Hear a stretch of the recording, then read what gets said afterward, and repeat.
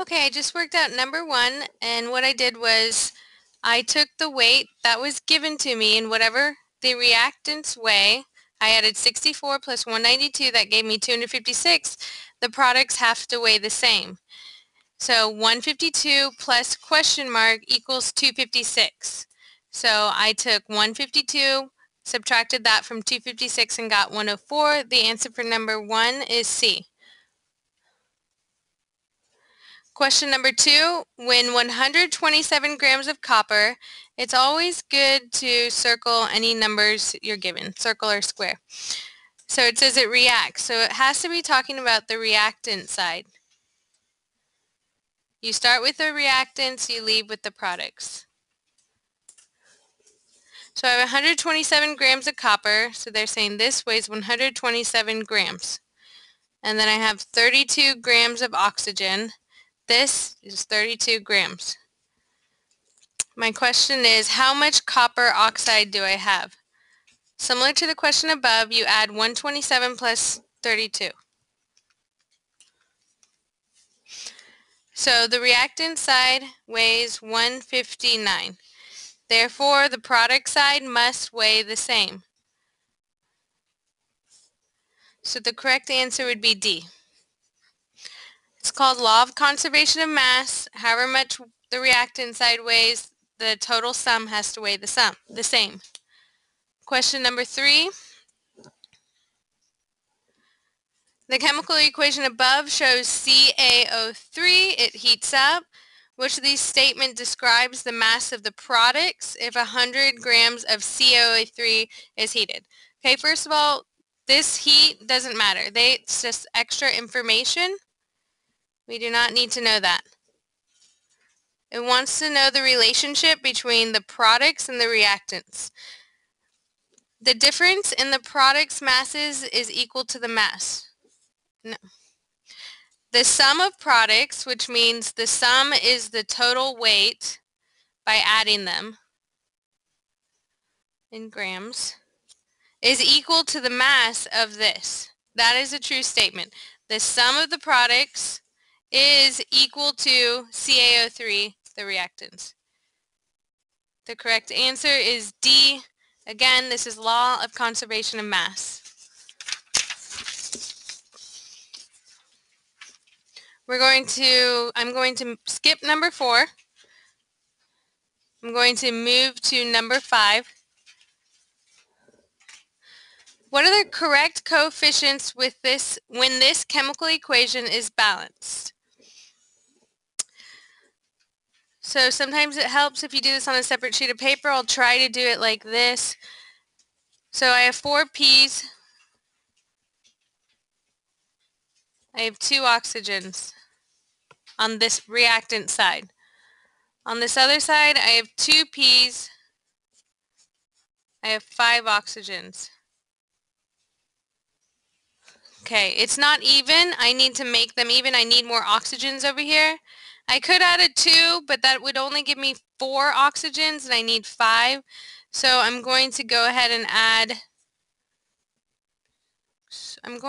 a 5. Okay. Knowing that 5 times 2, I now have 10 oxygens.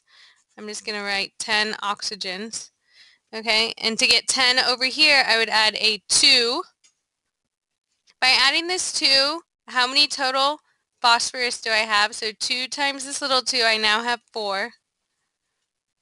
And then this 2 also goes here, and now I have 10 oxygens. So now it's even. 4 P's, 10 O's. So the correct coefficients, when it's all said and done, it's going to be 1, 5, 2. Correct answer is D.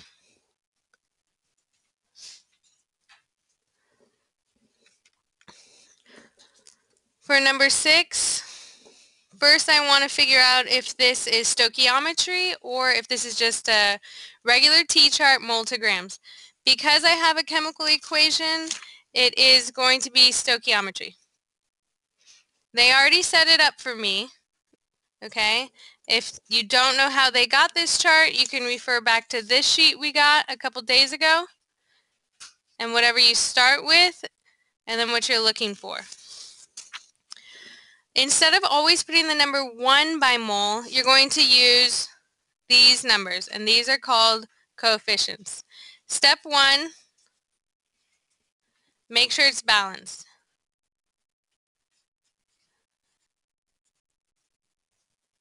Step 2,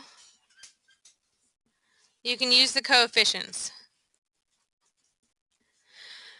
So what's my coefficient for O2? It's going to be 3. My coefficient for KCl3 is 2. So I am going to do 3 times 3, because anything side by side, you multiply. And that gave me 9, and then I take 9 divided by 2, and that gives me 4.5. Correct answer is D.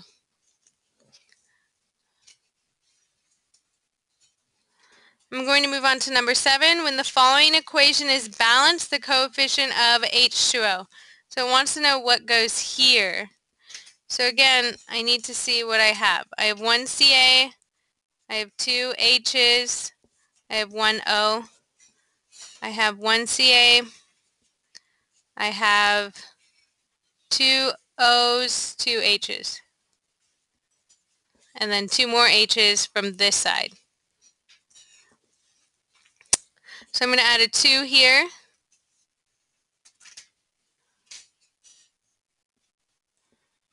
Okay, by adding a 2 there, I now have 4 H's. This 2 also goes here, so now I have 2 O's. So now I have 1 Ca, 1 Ca, 2 O's, 2 O's, 4 H's, 4 H's. So the coefficient for H2O, it only wanted H2O, is going to be 2. Number 8, the correct answer is A. A and B are identical. When this review was made, they thought you would know that Na2 does not really exist. Okay, that will not be on the exam on Wednesday.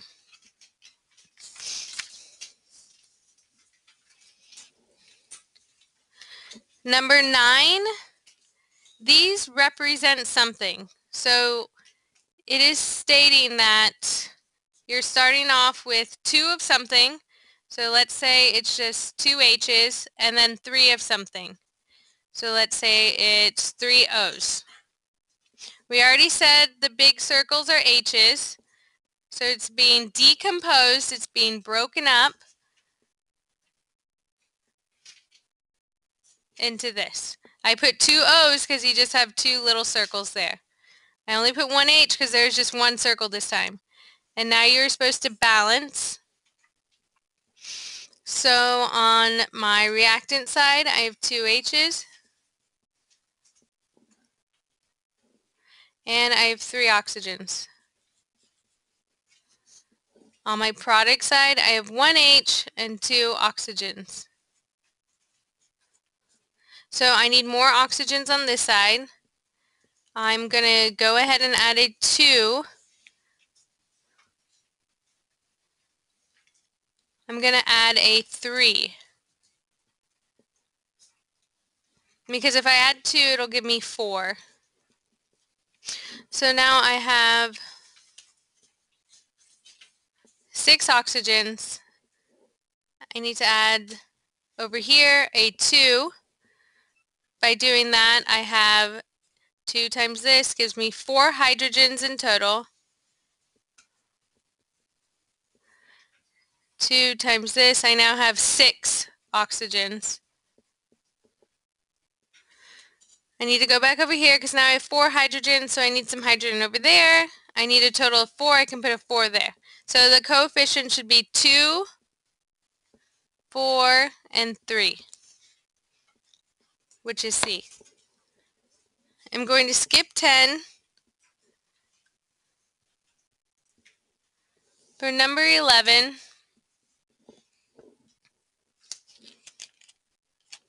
it gives you a chemical equation and it's mole, mole, mole, so it already tells you you're doing stoichiometry. It's already balanced.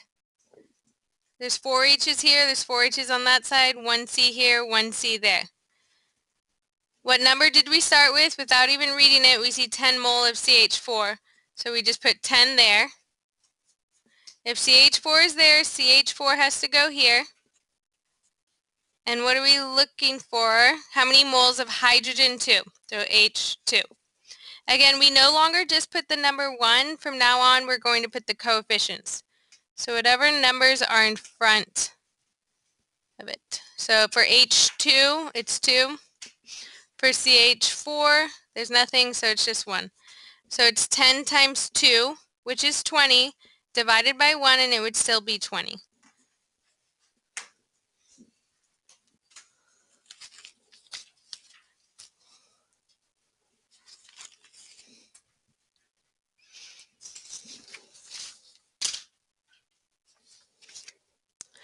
I'm going to go ahead and do number 12. It's stoichiometry. You have a chemical reaction, and it's already balanced. So all you need to do now is fill in where it says mole and mole. For the mole on the top, it's always going to be the unknown, what you're looking for. If you don't want to read the problem, this is what you're looking for. Okay? Because on the top right-hand corner, it's still what you want. So you could put Cl2. Grams of NaCl, you have to find the weight of NaCl.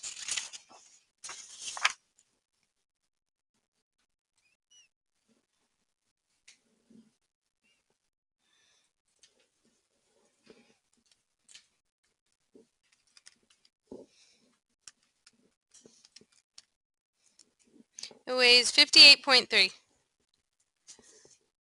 The number or coefficient in front of Cl is just 1.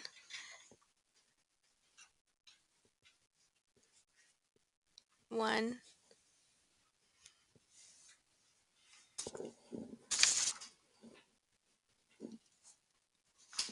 This would just be 1.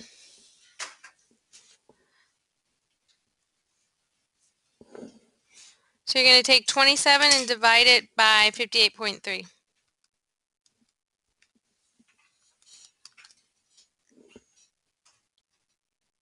We're missing a number.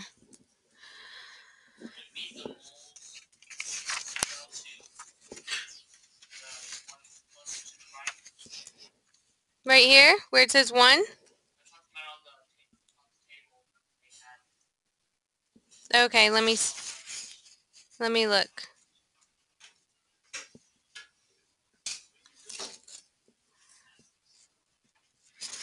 NaCl would go down here. You put the coefficient of NaCl. You do not put a 1, so you put 2. So you can go and do 58.3 times 2 now. That gives me 116.6. So I'm going to take 27 divided by this.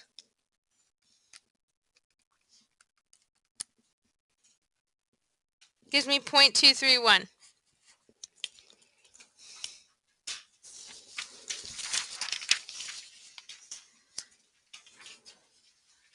Number 14, you're going to do your experimental divided by the theoretical. We're skipping number 13, we're going to go to 14. So my experimental was 500 grams. Divide it by the theoretical. It says 725 grams was the theoretical.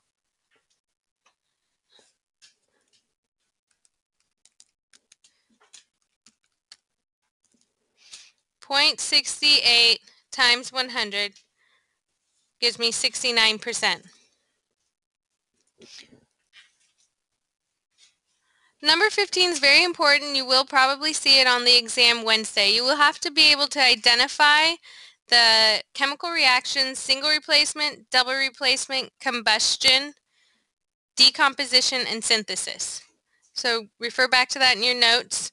For number 15, an easy way for double replacement is to count the number of elements. You should always see 4 elements before the arrow. So A has 1, 2. A's out. B has 1, 2, 3 before the arrow. So that's out. C has 1, 2, 3. That's out. D has 1, 2, 3, 4.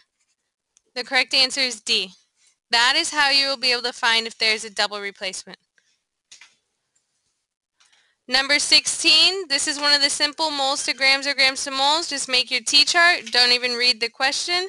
10.0 moles of CS2. If this is mole of CS2, mole of CS2 has to go here. And it wants grams. How many grams of CS2? So we do have to look up the weight of CS2. So carbon is 12.0. S is 32.06, but there's 2 of them, so I need to multiply it by 2. That gives me 64.12 plus 12. My total weight is 76.12 grams. In this case, this is where we just put 1 right next to mole. Anything side by side gets multiplied, and the correct answer is D.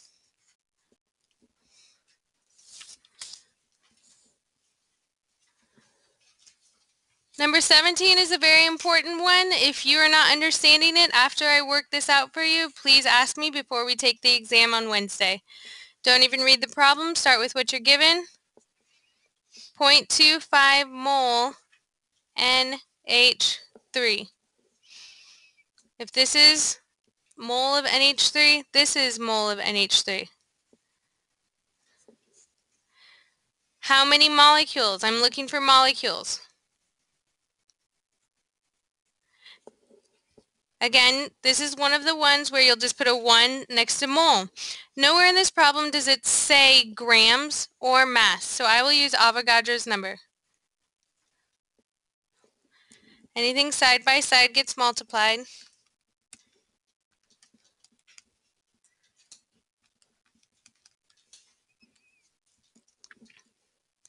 When I multiplied these together, I got 1.5 times 10 to the 23. If you're not getting this answer, go ahead and make sure that your calculator is in the correct setting. So you hit second, DRG, you can put it in science, hit enter, and then when you want to go back, you hit second, DRG, you can put it back in the flow, hit enter.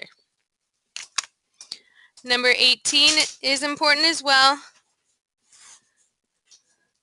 Don't read the question, just write down what you see.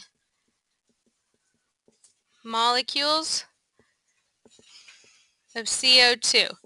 If this is molecules of CO2, down here is molecules. I want moles, so moles would go up here. You'd go ahead and put a 1 right next to mole, and nowhere do I see the word grams or mass, so I'm going to use Avogadro's number. In this case, I'm not multiplying because they are not side by side. It is below it, so I will divide.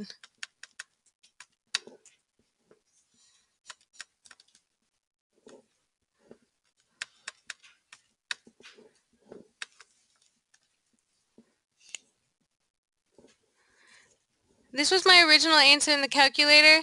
There's a bunch of zeros. I don't like that answer. I'm going to hit second, DRG, move it to science, hit enter. 4.23, you can round up to 24 times 10 to the negative 6. Correct answer is A.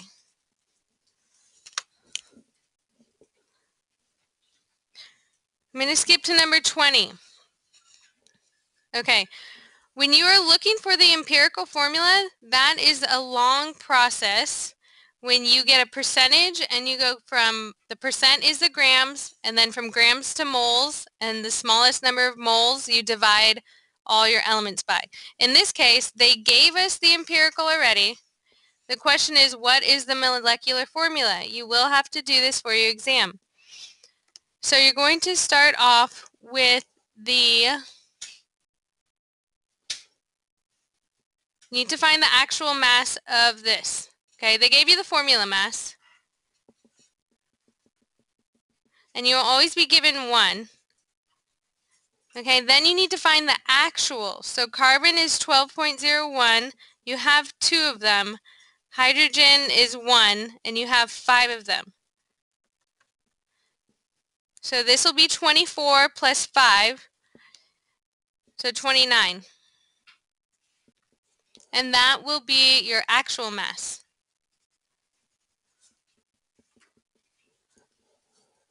So you're going to take your formula mass divided by your actual mass.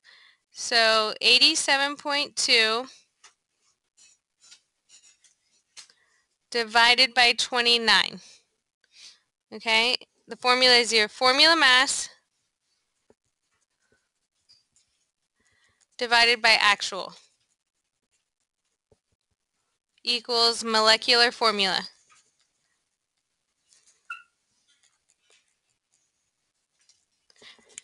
Make sure you write these notes down because number 21 is identical and you will have to do number 21 on your own.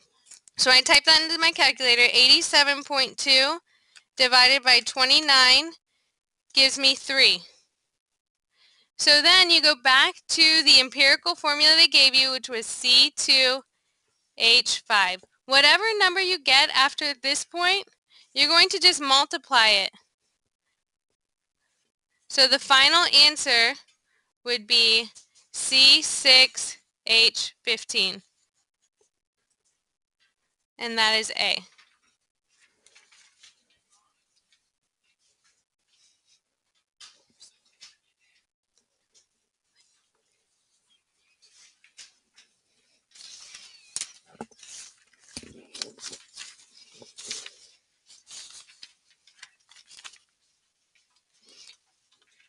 I want you to do number 21 on your own. You can skip 22. Number 23, please write the definition of empirical formula.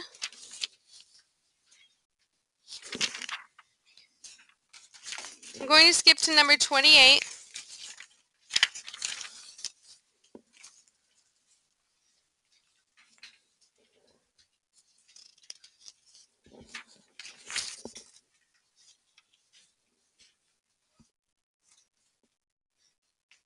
Okay, take a look at number 30. So when it's 2 nonmetals, a nonmetal is anything that is on this side of the periodic chart.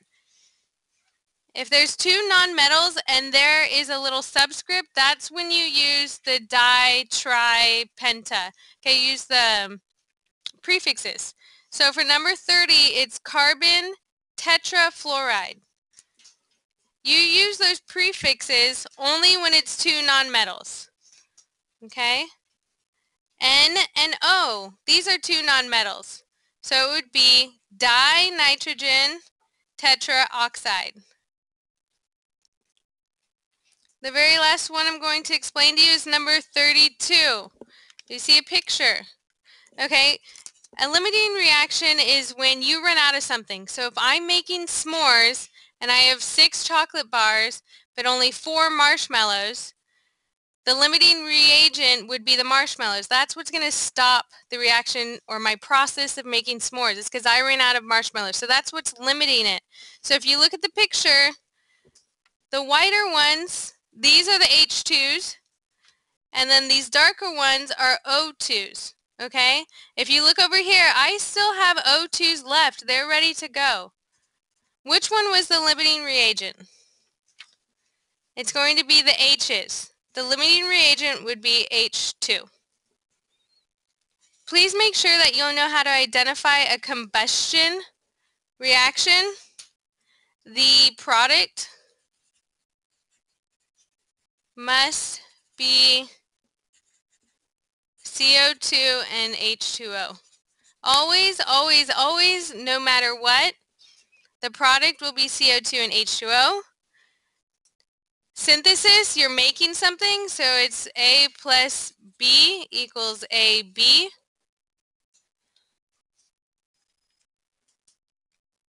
Single replacement, you only have 3 elements before the arrow. Double replacement, I already said you have 4 elements.